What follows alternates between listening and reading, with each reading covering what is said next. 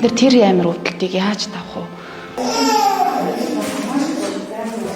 Төлөгдөлт бол байх ёсгүй өвчин баггүй. Урьдчилан сэргийлэх боломжтой. Ээж хүний нэг сэтгэл нэг ёх гэдэг нэг аягтаа цагаа нэг жоох ингээд талын авах дайны ингээд сэтгэл тавьширч байгаа байхгүй юу?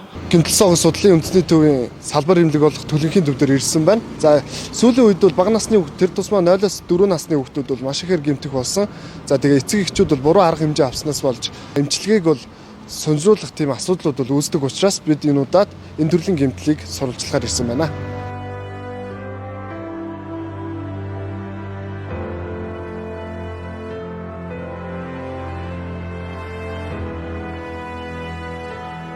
Төлөгдөлт бол байх ёсгүй өвчин баггүй. Урьдчилан сэргийлэх боломжтой 100% урьдчилан сэргийлэх боломжтой өвчнүүдийн нэг. Тэгэхээр тэрэн дээр одоо бидний одоо эцэгчүүд болон эргэн тойрны хүмүүс муу ярлж байгаа юм биш те. Эрсдлийг заавал харж ах хэрэгтэй. Тэгэхээр газар хоол ундаа хиймээргүй байна. Хав халуун хоол ундаа хүүхдүүдийн өмнө таммааргүй байна.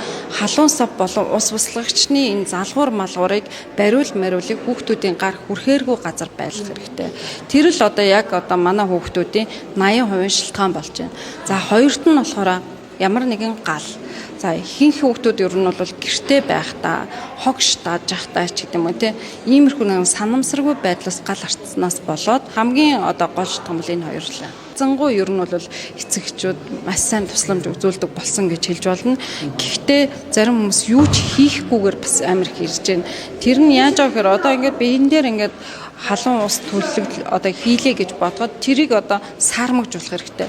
Тэр саармагжуулалтаа гол юм нь болохоор 25 градусын ус байгаа. Дэлхийн одоо судалгаагаас харахад ерөнхийдөө 15-аас 30 минут би өрөөний температурт байгаа усыг яг түлэгдсэн газраас нь урсгах юм бол тэр одоо түлэнхийн зэрэг маань одоо гайгүй болно гэсэн. Одоо 3 дугаар зэргийн гүн түлэгдэх байсан бол 2 руу орох магадлал өндөр гэж байна. Тэгэхээр тэрэн дээр хамгийн түрүүнд эцэгчүүд бол хувцсыг энэ болон одоо бугуйч зүйлд ахмал тэдрийг бүгдийг авлаа. Тэгээд өрөөний температуртаа одоо хүүтэн усыг 25 градусын усыг яг дээрээс нь тэр түлэгдсэн хэсэгт урсгана. Тэрнээс бүтэн биеэр нь бас хүүт усанд хийгээд хүүхдэд дааруулж ирж байгаа тохиолдлууд их байна. Тэгэхээр тэрэн дээр бас анхаарах хэрэгтэй гэсэн. Буруу хэмжээ авч байгаа кейсүүд дурдвал. За буруу арга хэмжээ авч байгаа кейсэд гэвэл яг та хэдий хэлсэнчлэн сахар түрхэж байна те. За антибиотикууд цацж байна. За одоо нөгөө янз бүрийн нөгөө цус мус те хэрэгтэй хэрэггүй нөгөө өмнө нь хэрглэж исэн тос мос түрхэх тийм тохиолдлууд бас ирсэн байгаа сүүлийн үед. 6 сард хамгийн хүн төлөгдөлтөд том хүн бас байна. Хүүхэд бас байна. Ер нь бол гал төлөгдсөн хүн бай хүүхдээсэн гэр шатсан гэх юм уу да. Тэгээд тэр хүүхэд маань яг 98% төлөгдөлттэй одоо бандаж хэсгэл төлөгдөлтгүй бусад бүх хэсэг төлөгдсөн, амьсгалын зам төлөгдсөн маш хүнд кейс бол хөдөө оронтоос ирсэн байгаа. Тэгээд тэр хүүхэд бол харамсалтайгаар бол ясарсан тохиолдол бол байгаа.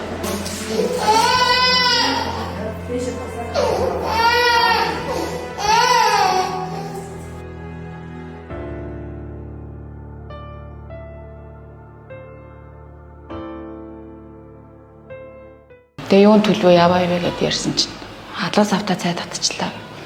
Тэгээ гэрлүүгээ баг байдаг хурдаараа гүйж ирэн харсан чинь нөгөө чанаад яг уудлаа тавьцаа хадлаас автаа цайгаа өвөө нь доор хөлийн хажууд тавиал дээшээ нэг юм тавиал дээшээ авах гутал араар нь мөлгөж ирээд хадлаас автаа цайгаа өөрлөгөө татцсан. Тэгээд ирсэн чинь ингээд төлөгдөөд нэлийн хүнд байдалтай байсан. Тэгээд аваар шууд эмнэлэг рүү явсан. Бид нар чинь нэг өндгөө нэг хариулын тавган ч юм уу нэг плетик ингээл хөрөнгөд бид нар чинь сүйд болт шүү дээ ачаал хүүт уусна дүрээд ч юм уу бүр болохгүй ч гэсэн түрхэл өөрсдөө тэгдэж шүү дээ. Тэгж байгаа чи энэ жоохон хүүхдүүд чинь тэр их том талбайг тэр биеийг тэр баг ингээд одоо баг ингээд дээрээ баг юм хасгаад ингээд бүтэн төлөгдсөн хүүхдүүд ч хүртэл байна. Тэгж байгаа чинь бид нар тэр амир өвдөлтийг яаж тавах вэ? Үнэн амир нэрээ энэ төлөгдөл гэдэг юм чи нэрээстэй амир ингээд бүр миний бүр ингээд бүр зүрхэнд ингээ орцоод бүр ингээ охиныхоо бараг сорвиг одоо боолтыг авахар яаж харна гэд бүр ингээ дотроо жицрөөстэй. Би бол охиноо эрэхтэн нөгөө нь хувцсын стад газ тайлсан байсан. Газ тайлаад усаар ингээ шавьсан байсан. Шанахтай усаар ингээ хасгаал дээрээс нь хасгаал байжсэн. Тэгэл би эмнэлэг рүү аваад ирэхдээ шууд ингээ ховнтой басанд ингээ охиноо хийгээд ирсэн.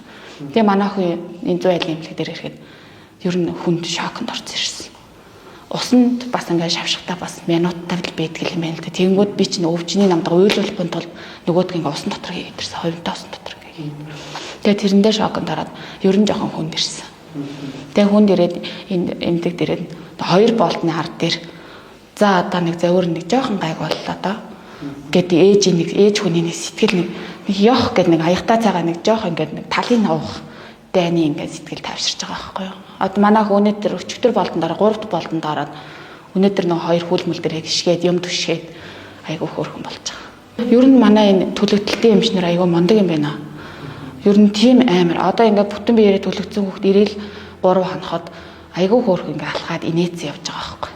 Тэгэхээр өстэй айгүй мэрэгчлээ бол нэрээстэй супер юм байна л гэж бодсон. Тэгээ би нэг мэдээж нөгөө нэг ээж аавууд хинч байсан л хүүхдээ өвдгий зовоё гэж бодохгүй л тий.